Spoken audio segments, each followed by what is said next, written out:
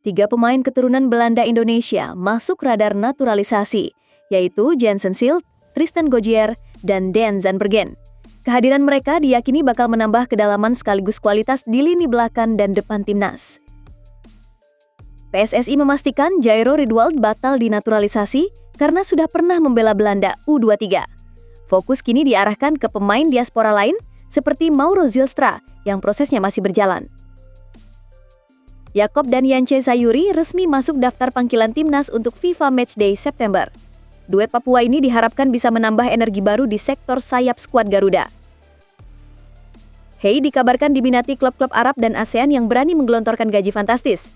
Jika terwujud, ia berpeluang melampaui rekor bayaran JIZS di timnas Indonesia.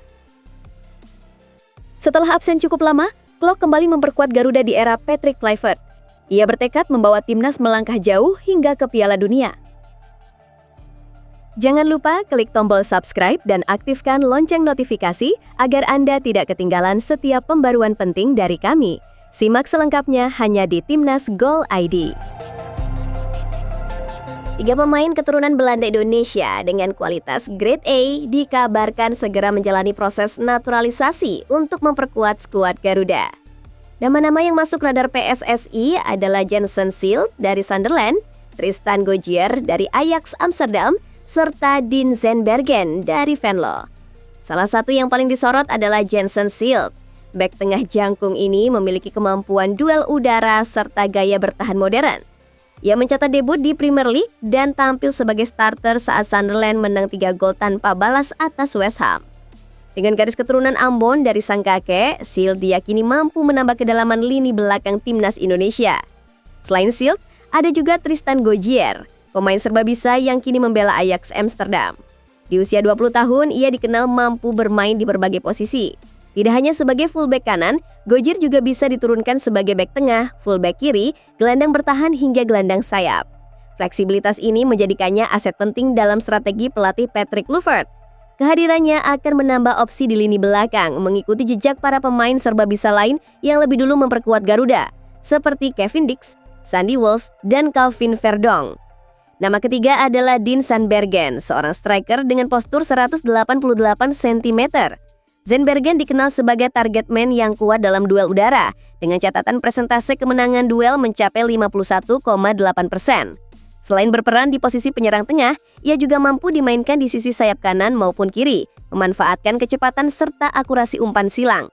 Dengan kemampuan menyerang yang dimilikinya, ia diharapkan mampu menambah variasi serangan timnas Indonesia. Dengan masuknya tiga pemain ini, skuad Garuda diyakini akan semakin solid. Proses naturalisasi mereka diharapkan dapat segera rampung sehingga bisa langsung bergabung dan memberikan kontribusi nyata dalam ajang kompetitif mendatang. PSSI resmi membatalkan rencana naturalisasi Jairo Riedwald untuk memperkuat tim nasional Indonesia. Keputusan ini disampaikan anggota Komite Eksekutif PSSI, Arya Sinulinga. Riedwald tidak memenuhi syarat lantaran sudah pernah memperkuat tim nasional Belanda di level U23.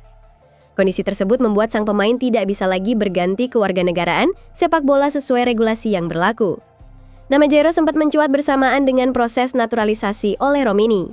Berbeda dengan Riedwald, Romeni sudah resmi menjadi warga negara Indonesia dan telah mencatat 4 penampilan bersama skuad Garuda dengan torehan 3 gol. Selain membahas Riedwald, Arya Sinulinga juga memberikan keterangan terkait Mauro Zylstra. Menurutnya, dokumen naturalisasi pemain FC Volendam tersebut saat ini sudah berada di Dewan Perwakilan Rakyat. Sebelumnya, berkas Zylstra telah melewati proses di Kementerian Sekretariat Negara.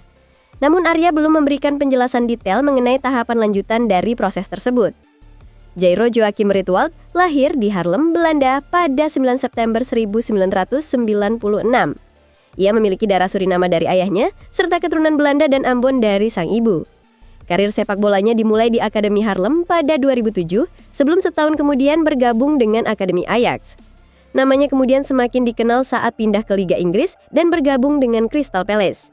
Dari Eredivisie hingga Premier League, Riedwald dikenal sebagai gelandang serbaguna dengan kemampuan bertahan dan membangun serangan.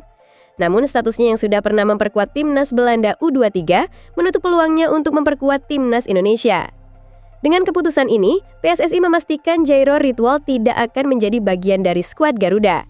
Fokus kini diarahkan pada pemain-pemain keturunan lain yang sedang menjalani proses naturalisasi demi memperkuat Indonesia di kompetisi mendatang.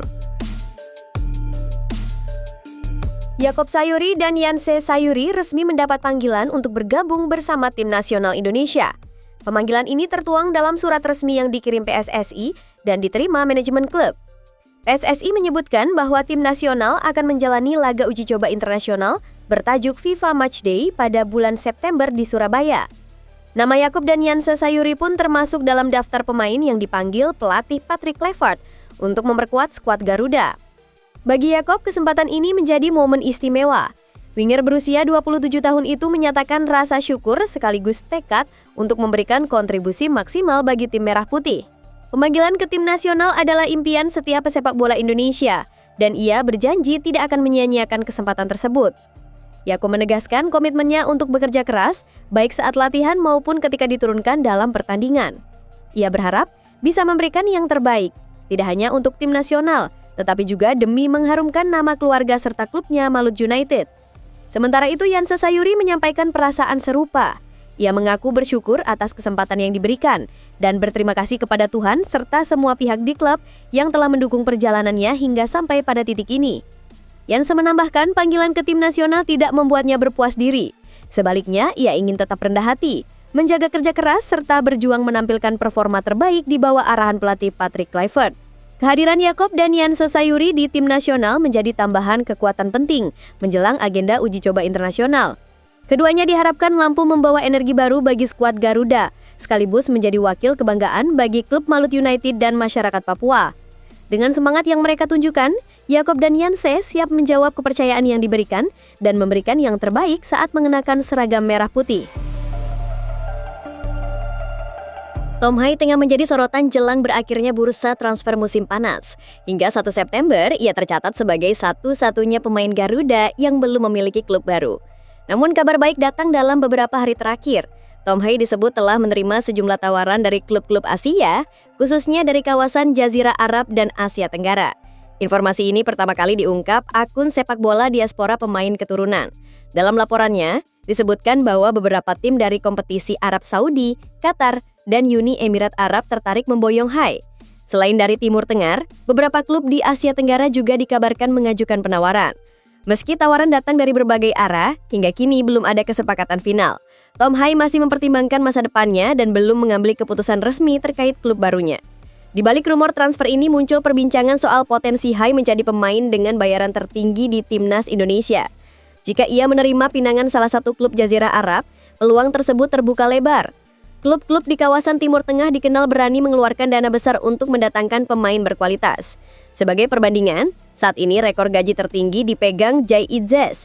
Bek tengah Sassuolo itu menerima bayaran sekitar 2 juta euro per tahun atau setara dengan 37,9 miliar rupiah. Apabila Hai menandatangani kontrak dengan klub Arab, bukan tidak mungkin jumlah yang ditawarkan melebihi angka tersebut. Kepastian mengenai masa depan Tom Hai dinantikan publik sepak bola Indonesia. Sebagai salah satu pemain kunci di lini tengah, keputusan Hai memilih klub baru akan sangat berpengaruh baik untuk karir pribadinya maupun kontribusinya bersama skuad Garuda. Untuk saat ini, para penggemar hanya bisa menunggu kemana langkah Tom Hai akan berlabuh. Setelah cukup lama absen, Mark Klok akhirnya kembali mendapat panggilan untuk memperkuat tim nasional Indonesia. Ini menjadi pemanggilan pertamanya di era pelatih Patrick Kluivert. Setelah terakhir kali membela Garuda pada Maret 2024. Dalam daftar pemain yang dirilis, Klok tidak sendiri. Ia akan bergabung bersama Beckham Putra untuk melakoni laga FIFA Matchday bulan September.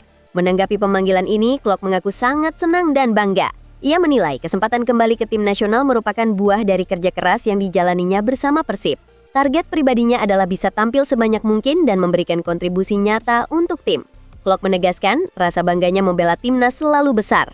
Ia masih mengingat momen penting saat membawa Indonesia lolos ke Piala Asia 2023. Kini ia berharap bisa ikut berjuang membawa skuad Garuda melangkah lebih jauh, bahkan hingga ke Piala Dunia 2026. Bagi Klok, menghadapi Kuwait juga menghadirkan memori tersendiri. Ia pernah mencetak gol penting melawan tim tersebut pada laga grup A kualifikasi Piala Asia 2023. Kala itu, Klok mengeksekusi penalti dengan tenang untuk menyamakan kedudukan menjadi 1-1. Meski sempat menelan kekalahan dari Yordania di laga berikutnya, perjuangan timnas kala itu berakhir manis dengan kemenangan besar atas Nepal. Indonesia menang 7 gol tanpa balas, memastikan tiket ke putaran final Piala Asia 2023 setelah penantian panjang selama 15 tahun. Kini dengan status sebagai pemain kunci Persib dan pengalaman membawa klubnya meraih gelar juara back-to-back, Mark Klok kembali hadir untuk menguatkan lini tengah Garuda. Kehadirannya diharapkan memberi tambahan energi dan pengalaman berharga dalam menghadapi dua lawan kuat, Kuwait dan Lebanon, sekaligus menjaga asa Indonesia menuju panggung dunia.